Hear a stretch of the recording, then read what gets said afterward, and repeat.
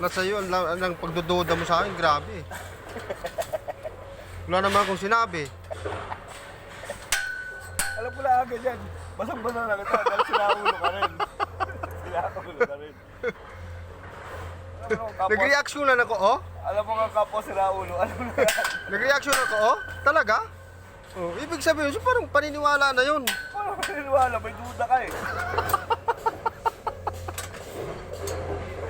Kino-confirm ko pa lang na kung talaga meron kami swimming pool. Tapos sinisingitan mo na agad. Ginawa, halos lahat yan. Ay, nakaswimming. Ano, yung ano, lami mo man nakapost dito puro sa kanasa swimming pool eh. Siyempre, mainit. Kaya pala, kumbaga sa ano, yung nababad na, Dugo mo. di yung namaga na sobrang babad. Kaya ganyan yung katawan. Namanas.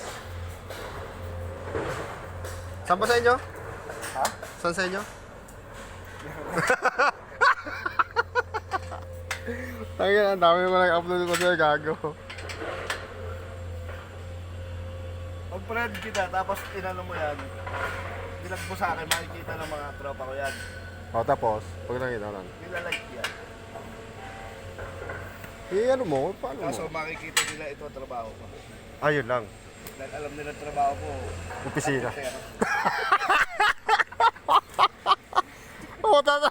Naman pala, patagigpit lang ng klamo mo. Eh, wala eh. Karpintero naman talaga yung nasa ano mo ha. Designation mo, di ba?